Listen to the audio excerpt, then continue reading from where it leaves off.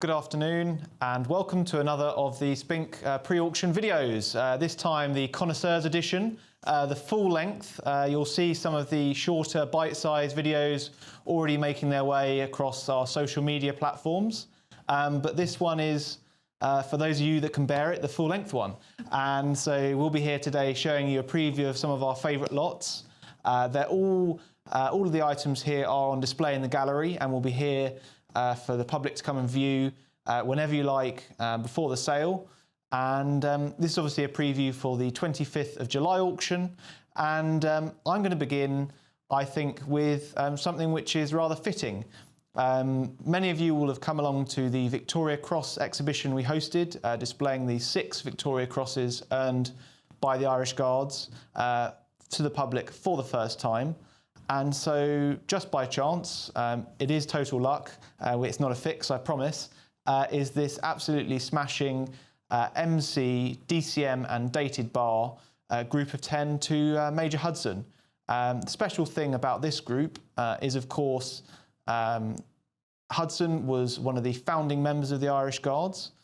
He actually took the first named medal, a gallantry award, to them, which is the Victorian DCM for the Boer War, with his work with the Guards Mounted Infantry. For good measure, he obviously then went on, served in Gallipoli with the Connaughts, added the dated bar, again, one of the great rarities of the gallantry series, and then having been commissioned, won himself the Military Cross. So a really smashing combination, group of 10, obviously lots of good service in Africa with the Northern Nigeria Regiment. He was also wounded and mentioned in dispatches for those campaigns. So an absolutely knockout group, an MSM tagged on the far end of the group, as you can see. Guards collector, Africa collector, Gallipoli collectors. What more could you want? It's lot 212. It carries a pre-sale estimate of 20 to 25,000. And I have very high hopes for it on the day. We'll move on from the Irish Guards, but we'll stay with the Army, and the group displaying just below it is lot 207, and that is one of 2 groups we've got on display here that will be sold by order of the family, something we're very proud to lead the market with here at SPINK, and that is, again, a cracking, this time triple gallantry like Major Hudson, but this is the group of Major General Frederick Jenkins, a member of the 2nd Punjab Regiment. And the thing that I rather like with this is he ascended up the gallantry awards as he went through his career. So he kicked off with an MC for Palestine, Great War. You can then see the India General Service Medal nestled in the middle of his group. He won OBE for that campaign against the Momans. And then, why not top it all off, DSO, Italian Somaliland, Battle of Karen, 1941, absolutely smashing citation. And again, it's just a cracking group. Lovely photographic archive, it's been well written up by Harry. And 24 to 2800, again, it will race past that estimate, and we'll see what happens on the 25th. So 2 cracking, 20th century groups. And then the final group I'm going to talk about in the centre here is the group of Trumpet Major Lanfried. And this group is one of 21 lots that will sell from the collection of E.J. Boys, the famous Light Brigade researcher and medal collector. And so we're pleased to present, this is probably the star lot, Trumpeter Lanfried, lot 153. He was a member of the 17th Lancers, the Death or Glory Boys, and he obviously was there on that famous day, on the 25th of October, 1854, obviously an anniversary this year. So again, we thought we would make use of this, the timing, and again, medals on display in the gallery. Trumpeter Lanfried has gone down in history as the man who sounded the charge. He wasn't just sounding the charge and then sort of, ducking for cover. He was in the centre. He was there, had a shot through the right arm, a horse shot from underneath him. He was saved and carried away, and again was lucky to live to tell the tale.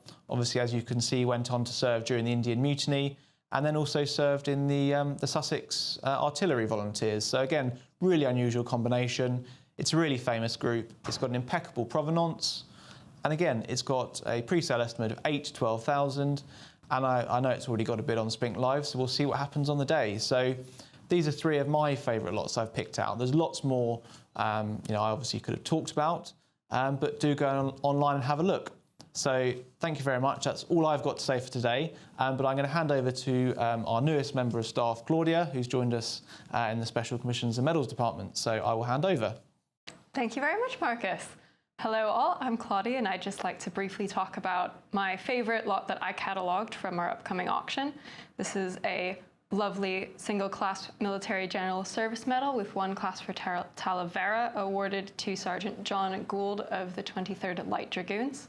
Gould was present with his regiment at the Battle of Talavera in July 1809, where his regiment was ordered by Sir Arthur Wellesley to charge in order to protect the British left flank, and during their charge and execution of those orders, they plunged at full gallop into a ditch that had been hidden from view. And the results were, as you might imagine, disastrous. And the rest of the remaining regiment recklessly reformed and completed the charge, resulting in the regiment suffering a nearly 50% casualty rate. The charge of the 23rd at Talavera is further notable, as it also marks the final occasion on which a British cavalry regiment carried its colours into battle. Gould was later discharged in 1817, but immediately re-enlisted with the 15th Hussars and was soon promoted corporal and stationed in Manchester, where he was serving when the Peterloo Massacre occurred in August 1819.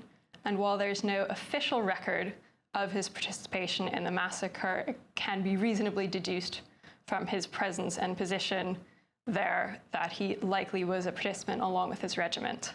At Peterloo, the 15th Hussars were famously called upon to restore order and disperse the crowd, but instead formed themselves into a line and charged the crowd, leaving 18 dead and hundreds more wounded by the end of the day. 15th Hussars also feature very prominently in much of the contemporary political cartoons and drawings which were created in the aftermath of the massacre. In 1824, Gould became hospital sergeant, a position which he held until his discharge in 1839. That same year, he married his second wife, Betsy Clark, at St. George the Martyr in Holborn, which is coincidentally right across from our office. Well, this is lot 12 and has an estimate of £1,200 to £1,500, and hopefully it'll go for far more than that, but we'll have to see. And I'll see you at Spink next week for our auction. On to Robert. Thank you very much indeed, Claudia. So yes, I'm going to finish today. Again, staying on the Napoleonic theme, as of course regular viewers will expect from me these days. And I have 1 army group and 1 naval group to talk about. So I will go to the senior service and then round off with the army with something rather spectacular that you can undoubtedly see on your screens. But first of all, however, you'll have to wait a little longer, because I'm going to talk about this remarkable 3-clasp Naval General Service Medal awarded to Commander Thomas Mahon Hallahan of course, the Royal Navy. Now, this particular medal is a unique 3-clasp example, so no other man claimed this particular combination of clasps for service during the Napoleonic Wars, which makes it, of course, quite exciting already. What's also rather nice is that it has come to us direct from the family, so this has never been offered on the market before. It's also got going for it is it's admittedly fragmented, but it's original silk ribboned. It is a perhaps slightly well-worn medal. As you can see, the riband is not exactly intact, but it all adds to its charm, and it's wonderful to think that Hallahan undoubtedly wore this medal and wore it with great pride during his life. Also included here is a large bronze medallion which commemorates William IV's appointment as Lord High Admiral, and it is privately named, again, to Lieutenant Thomas Hallahan. We haven't exactly been able to work out why this particular medal is with Hallahan's Naval General Service Medal, But undoubtedly, there is a connection between the two, and perhaps someone will uncover the story as to why these are together. Now, as I said, this is a unique medal. The three clasps are, respectively, Red Wing, 7th of May 1808, Red Wing, 31st of May 1808, and Boat Service, 2nd of May 1813. And the first clasp is probably the best of the three, although I rather like the final one, the Boat Service 2nd of May, because that happens to be my birthday. So if I had the money, I would probably put in a bid or two on this, but the Napoleonic collectors can rest assured that I will leave it to them. Now, what was HMS Red Wing? Well, she was an 18-gun ship sloop commanded by a very famous naval officer during the Napoleonic Wars, Commander Thomas Usher, known as Undaunted Usher, because of his great skill and gallantry throughout the Napoleonic Wars, and particularly in the Mediterranean, where he commanded HMS Red Wing. Interestingly, we sold Usher's medals here at SPINK back in 2013 for the astonishing and indeed historic sum of £138,000, a record which I think still has yet to be beaten for a naval group of that extent. And so it's quite nice to think that maybe the person that owns Usher's medals might be keeping an eye out for this too, because wouldn't it be special to reunite the old shipmates? Now, back to Hallahan himself. Well, he joined the Royal Navy in 1807 as a young man, as a midshipman, and spent pretty much his entire active service aboard Red Wing. Now, these three clasps represent a lot of very hard fighting during the Napoleonic Wars. And as I said earlier, I think the first clasp is perhaps the most impressive because it represents a battle between Red Wing and no less than 7 Spanish vessels, some of which are fairly similar size. You can, of course, read all about this in the catalogue and the write-up that I did. But suffice to say that despite being outnumbered 7 to 1, Red Wing defeated each of the Spanish ships in turn and captured most of the convoy that they were protecting. And so a remarkable exploit indeed. The remaining 2 clasps mostly relate to attacks both on Spanish shipping and shore batteries, where the British landed in boats, not only captured the ships, but attacked these batteries of guns, captured the guns, saw off the defenders, destroyed the batteries, and then got back to the ship and sailed the captured ships from out under the enemy guns.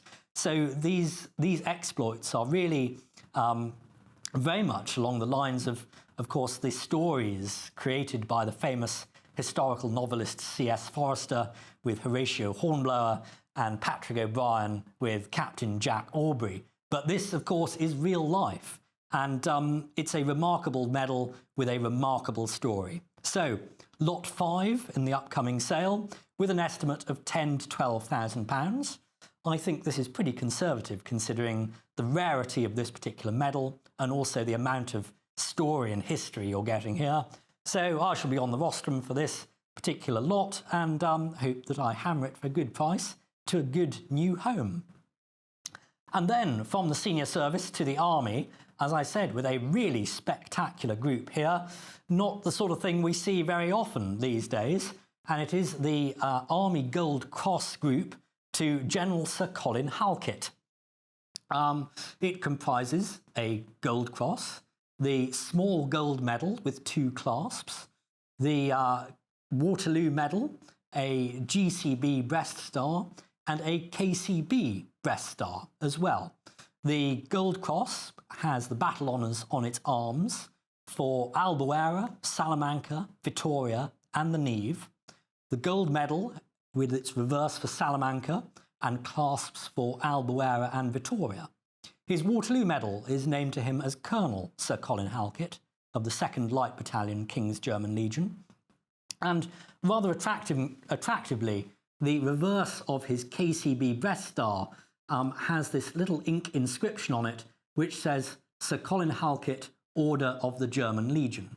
Now, of course, that's not quite strictly true, but it's original to the star itself and how Sir Colin would have worn it on his uniform coat. So Sir Colin Halkett was a founder member of the famous King's German Legion in 1803 and indeed commanded the elite 2nd Light Battalion during the early years of the Peninsular War, when in 1811 he was given command of a brigade. Now, this is interesting because at that time he was still quite a junior colonel in Wellington's army, and I think it's rather indicative of his skill and ability as an officer that Wellington, who of course was very happy to send senior officers home if they weren't up to snuff, was very happy to give Halkett this fairly senior role at a junior level.